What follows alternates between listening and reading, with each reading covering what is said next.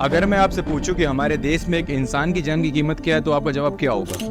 18 मई 2024 की रात को पुणे में जो घटना घटी है, अगर हम उसको ध्यान से देखें तो पता चलेगा कि एक इंसान की जान की कीमत सिर्फ एक 300 वर्ड का ऐसे राइटिंग है। हिंदी में बोले तो निबंध लेखन। नहीं, मैं मजाक नहीं कर रहा, काश कर रहा होता, बट यही सच है। 18 मई को पुणे के कल्याणी नगर में एक 17 साल का लड़का नशे में धुत अपनी बाप की दी हुई 2.5 करोड़ से भी महंगी पोर्शे कार को 200 प्लस किलोमीटर पर आवर की स्पीड से दो अनजान लोग, जिनको इस बात की भनक तक नहीं होती कि वो रात उनकी आखिरी रात होने वाली है, सीधा जाकर गाड़ी ठोक देता है और अंजाम उन दो लोगों की on the spot death.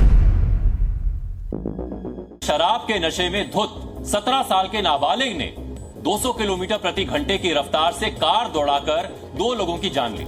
The car driver was allegedly drunk. The two people on the bike were killed on the spot. It is a case that has sent shockwaves across India. 17-year-old boy who allegedly crashed his speeding car into a bike. 18 मई की रात को 17 साल का वेदांत अग्रवाल अपने 12th class के result को celebrate करने के लिए अपने दोस्तों के साथ पुणे के कोरेगांव पार्क इलाके में एक पब में जाता है जिसका नाम है कोजी। रात करीब 10:30 बजे सब लोग उस पब में पहुंचते हैं जहां वो फूड और ड्रिंक्स यानी शराब ऑर्डर करते हैं। अब महाराष्ट्र में ड्रिंकिंग एज 25 साल की है, पर वहां पर 17 साल के लड़के को ड्रिंक सर्व की जाती है और उनका बिल आता है 48,000 का। ये जनाब 48,000 का खाना और शराब पीकर पब से निकलते हैं, जो कि इतना खर्च करने के लिए वेदांत के दादाजी ने ऑलरेडी ही अपना क्रेडिट कार्ड दे रखा होता है। जिसके बाद वो सभी लोग दूसरे पब में जाते हैं, मैरियट स्वीट्स में ब्लैक। इस पब में एंट्री सिर्फ मेंबर्स की ही होती है, पर फिर भी इन लोगों को एंट्री दी जाती है और रात करीब 2 बजे तक इन लोगों को अल्कोहल सर्व किया जाता है। इसके बाद सभी लोग डिसाइड करते हैं कि वो अपने घर को जाएंगे, जिसमें 17 साल का वेदांत डिसाइड करता है कि आज गाड़ी तेरा भाई चलाएगा, जो कि अपने पिताजी की दी हुई पोर्शे कार को चलाने लग जाता है, जो कि एक अनरजिस्टर्ड गाड़ी थी और ना ही उस पर कोई लाइसेंस था और ना ही उस गाड़ी पर कोई नंबर प्लेट। और उसी समय 24 साल के दो नौजवान अनीस अवैध्या और अश्विनी कोस्ता पुणे के कल्याणी नगर में डिनर करने के बाद अपने घर को जा रहे थे। ये दोनों ही जॉनसन्स कंट्रोल कंपनी में काम करते थे। अनीस एक बिजनेस एनालिस्ट थे और वहीं अश्विनी एक IT एनालिस्ट थी। डिनर खत्म करने के बाद दोनों अनीस की बाइक पर घर की ओर जाने लगते हैं, पर वहीं वह 17 साल का वेदांत अपनी कार को 200 प्लस किलोमीटर पर आवर की स्पीड से चला रहा होता है और इतनी भीड़ वाले इलाके में अनीस की बाइक में कार ठोक देता है।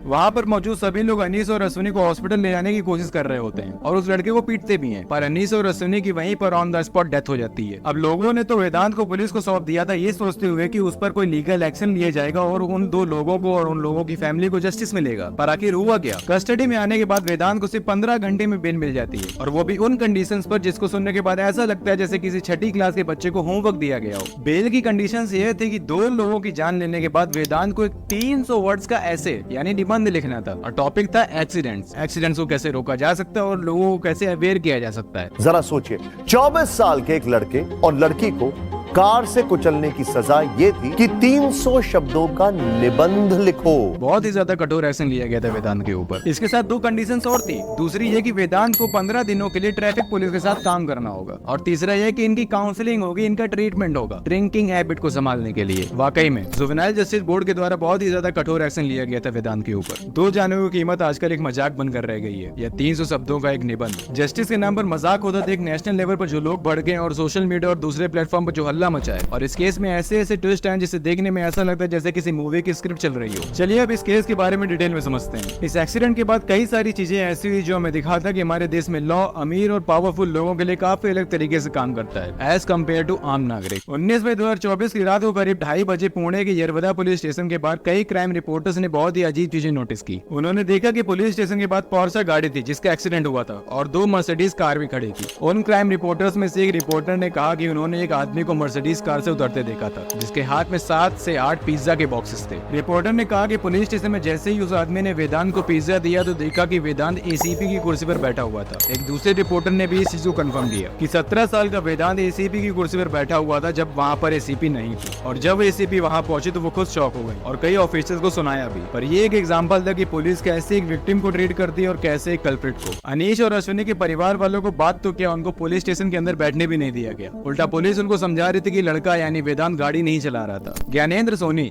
जो कि अनीस के परिवार के एक सदस्य हैं, उन्होंने बताया कि पुलिस जैसे काम कर रही थी उस लड़के को बचाने के लिए। उन्होंने कहा कि परिवार वालों की मदद करने के बजाय पुलिस उल्टा उनसे सवाल कर रही थी कि अनीस और अश्विनी का क्या रिश्ता था। कहानी में ट्विस्ट तब आया जब करीब रात के 3 बजे कई जर्नलिस्ट ने नोटिस किया कि local MLA Sunil Tingre accident के जस्ट 1 घंटे बाद पुलिस स्टेशन पहुंचे। अब पुलिस और टिंगरे के बीच क्या बात है ये तो मुझे नहीं पता, और उन्होंने कहा कि वो लड़के के परिवार को बहुत अच्छी तरह से जानते हैं। उन्होंने कहा कि वो अग्रवाल परिवार को पिछले 30 सालों से जानते हैं। अग्रवाल परिवार ने उनसे मदद मांगी तो उन्होंने कहा कि एक रिस्पॉन्सिबल पब्लिक रिप्रेजेंटेटिव है, इसलिए वो पुलिस स्टेशन पर पहुंचे। फिर उन्हें जब पता चला कि ये केस कितना सीरियस है, तब उन्होंने कहा कि वो इस केस की इन्वेस्टिगेशन में बिल्कुल भी इंटरफेयर नहीं करेंगे। फिर अगले ही दिन यानी 19 मई 2024 को वेदांत अग्रवाल को पुणे के यरवदा इलाके के जुवेनाइल जस्टिस बोर्ड के सामने खड़ा किया गया। पर वेदांत को जुवेनाइल जस्टिस बोर्ड के सामने प्रेजेंट करने से पहले ही पुलिस ने प्रोटोकॉल को फॉलो नहीं किया था। प्रोटोकॉल के हिसाब से पुलिस को इंसिडेंट के बाद तुरंत 2 टेस्ट कराने थे, एक था ब्लड टेस्ट और दूसरा था पर्सनल अपीयरेंस टेस्ट, ये देखने के लिए कि वेदांत ने अल्कोहल लिया था या नहीं। पर 8 घंटे तक पुणे पुलिस ने कोई टेस्ट करवाया ही नहीं। पर्सनल अपीयरेंस टेस्ट में ये देखा जाता है कि क्या उनके बिहेवियर से अल्कोहल कंजम्पशन के एविडेंस दिख रहे हैं या नहीं, क्या वो ढंग से चल सकते हैं या उनकी बॉडी में से अल्कोहल की स्मेल आ रही है या नहीं। पर चूंकि 8 घंटे तक पुलिस ने टेस्ट करवाया ही नहीं, जिसकी वजह से अल्कोहल कंजम्पशन के कोई एविडेंस बचा ही नहीं। और रही बात ब्लड टेस्ट की,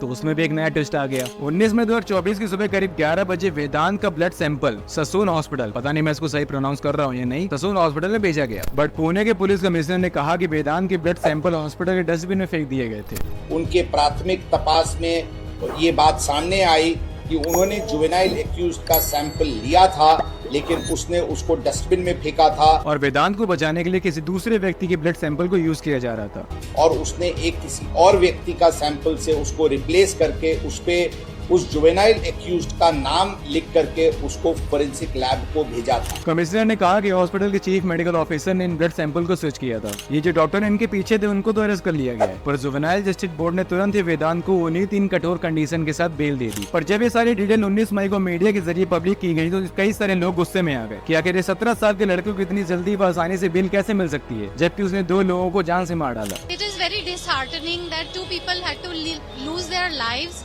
to bring this back into focus. The action. Are you seeing the action?